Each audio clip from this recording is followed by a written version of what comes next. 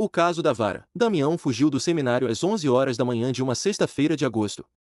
Não sei bem o ano, foi antes de 1850. Passados alguns minutos parou vexado, não contava com o efeito que produzia nos olhos da outra gente aquele seminarista que ia espantado, medroso, fugitivo. Desconhecia as ruas, andava e desandava, finalmente parou. Para onde iria? Para casa? Não, lá estava o pai que o devolveria ao seminário, depois de um bom castigo. Não assentara no ponto de refúgio, porque a saída estava determinada para mais tarde, uma circunstância fortuita a apressou. Para onde iria? Lembrou-se do padrinho, João Carneiro, mas o padrinho era um moleirão sem vontade, que por si só não faria coisa útil. Foi ele que o levou ao seminário e o apresentou ao reitor. Trago-lhe o grande homem que há de ser, disse ele ao reitor. Venha, acudiu este, venha o grande homem, contanto que seja também humilde e bom. A verdadeira grandeza é chã. Moço, tal foi a entrada. Pouco tempo depois fugiu o rapaz ao seminário. Aqui o vemos agora na rua, espantado, incerto, sem atinar com refúgio nem conselho, percorreu de memória as casas de parentes e amigos, sem se fixar em nenhuma. De repente, exclamou, vou pegar-me com sinhá Rita. Ela manda chamar meu padrinho, diz-lhe que quer que eu saia do seminário. Talvez assim, sinhá Rita era uma viúva, querida de João Carneiro. Damião tinha umas ideias vagas dessa situação e tratou de aproveitar. Onde morava? Estava tão atordoado, que só daí a alguns minutos é que lhe acudiu a casa, era no Largo do Capim. Santo nome de Jesus! Que é isto?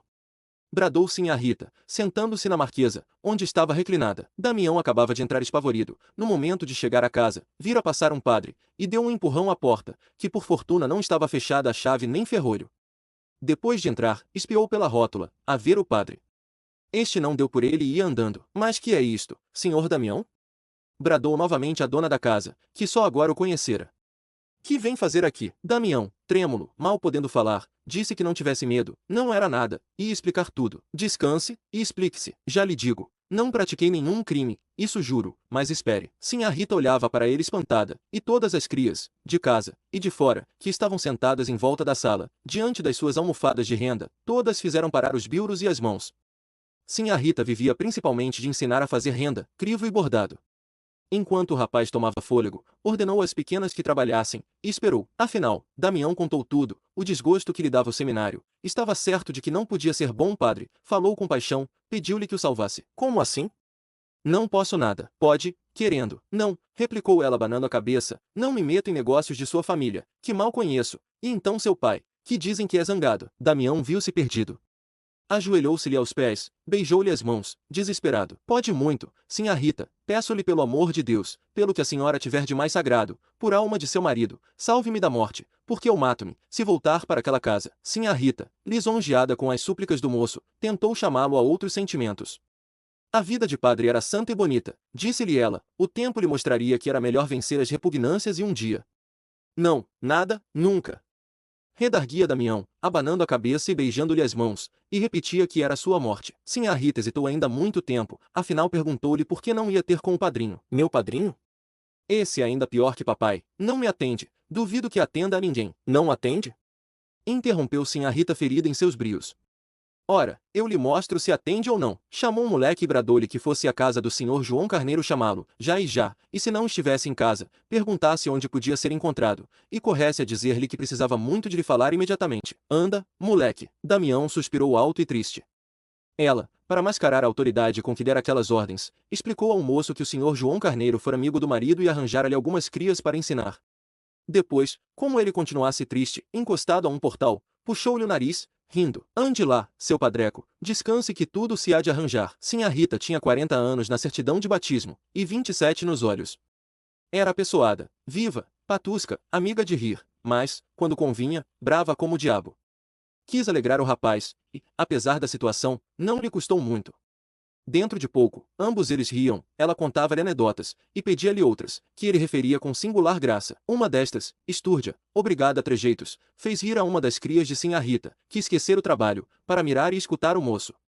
Sinhá Rita pegou de uma vara que estava ao pé da marquesa, e ameaçou-a. Lucrécia, olha a vara. A pequena abaixou a cabeça, aparando o golpe, mas o golpe não veio. Era uma advertência, se à noitinha a tarefa não estivesse pronta, Lucrécia receberia o castigo do costume. Damião olhou para a pequena, era uma negrinha, magricela, um frangalho de nada, com uma cicatriz na testa e uma queimadura na mão esquerda. Contava 11 anos. Damião reparou que tossia, mas para dentro, surdamente, a fim de não interromper a conversação. Teve pena da negrinha, e resolveu apadrinhá-la, se não acabasse a tarefa. Sinhá Rita não lhe negaria o perdão. Demais, ela rira por achar-lhe graça, a culpa era sua, se a culpa em ter xiste. Nisto, chegou João Carneiro. Empalideceu quando viu ali o afilhado, e olhou para Sinhá Rita, que não gastou tempo com preâmbulos. Disse-lhe que era preciso tirar o moço do seminário, que ele não tinha vocação para a vida eclesiástica, e antes um padre de menos que um padre ruim. Cá fora também se podia amar e servir a Nosso Senhor. João Carneiro, assombrado, não achou que replicar durante os primeiros minutos, afinal, abriu a boca e repreendeu o afilhado por ter vindo incomodar pessoas estranhas, e em seguida afirmou que o castigaria. Qual castigar? Qual nada? Interrompeu Sinhá Rita. Castigar por quê? Vá falar a seu compadre. Não afianço nada, não creio que seja possível. Há de ser possível, afianço eu. Se o senhor quiser, continuou ela com certo tom insinuativo, tudo se há de arranjar. Peça-lhe muito, que ele cede. Ande, senhor João Carneiro, seu afilhado não volta para o seminário, digo-lhe que não volta. Mas, minha senhora, vá. João Carneiro não se animava a sair, nem podia ficar. Estava entre um puxar de forças opostas. Não lhe importava, em suma, que o rapaz acabasse clérigo, advogado ou médico, ou outra qualquer coisa, vadio que fosse, mas o pior é que lhe cometia uma luta ingente com os sentimentos mais íntimos do compadre, sem certeza do resultado, e, se este fosse negativo, outra luta com Sinhá Rita, cuja última palavra era ameaçadora, digo-lhe que ele não volta. Tinha de haver por força um escândalo. João Carneiro estava com a pupila desvairada, a pálpebra trêmula, o peito ofegante.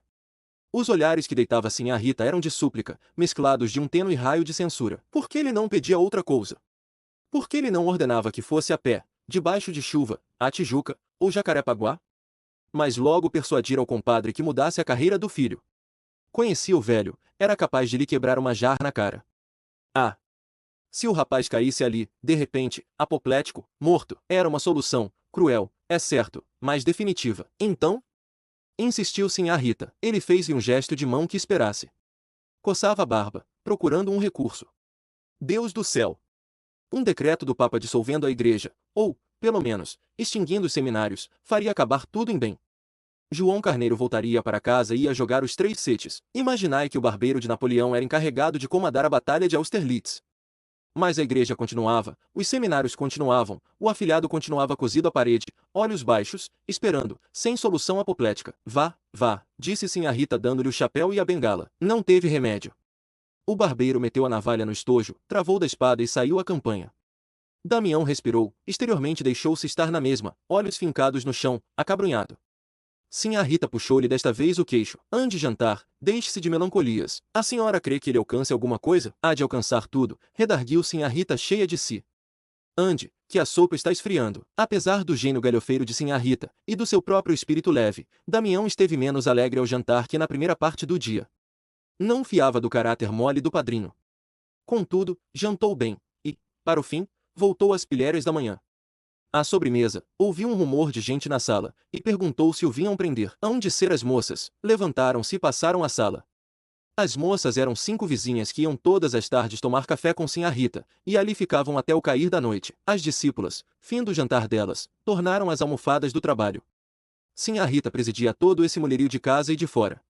O sussurro dos biuros e o palavrear das moças eram ecos tão mundanos, tão alheios à teologia e ao latim, que o rapaz deixou-se ir por eles e esqueceu o resto. Durante os primeiros minutos, ainda houve da parte das vizinhas certo acanhamento, mas passou depressa.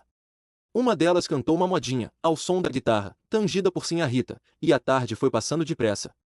Antes do fim, Sinhá Rita pediu a Damião que contasse certa anedota que lhe agradara muito. Era tal que fizera rir Lucrécia. Ande, senhor Damião, não se faça de rogado, que as moças querem ir embora. Vocês vão gostar muito. Damião não teve remédio senão obedecer. Malgrado o anúncio e a expectação, que serviam a diminuir o xiste e o efeito, a anedota acabou entre risadas das moças. Damião, contente de si, não esqueceu Lucrécia e olhou para ela, a ver se rira também.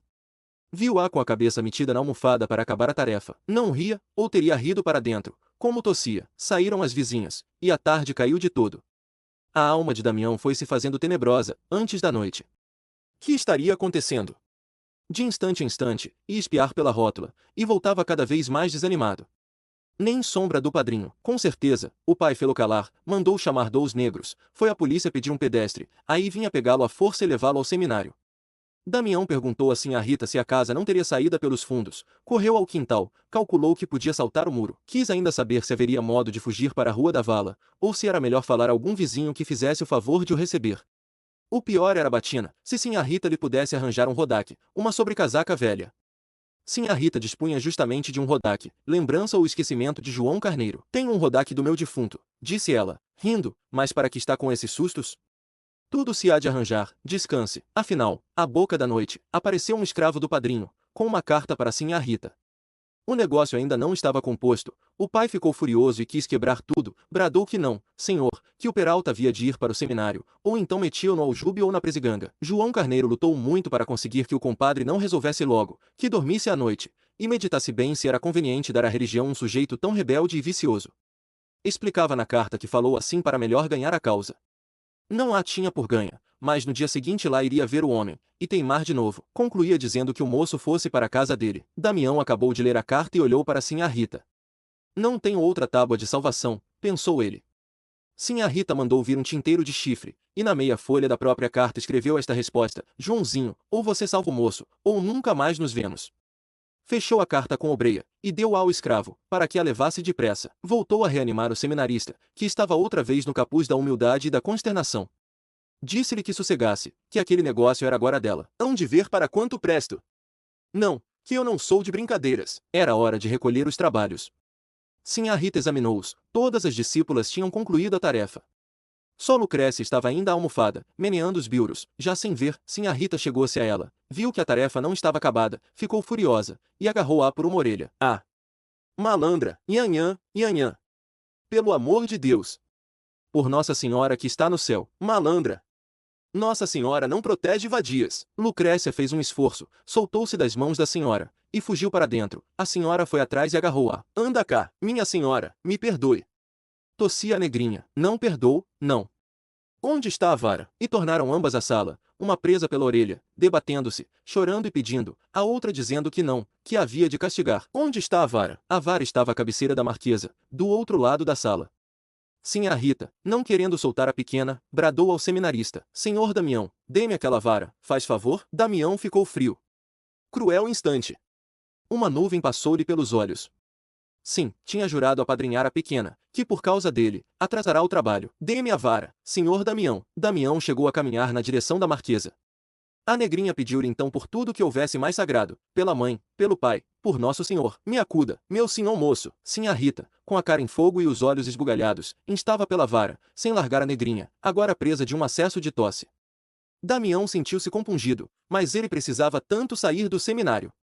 Chegou a marquesa, pegou na vara e entregou-a a sinhá Rita. Gazeta de Notícias, 1º de fevereiro de 1891.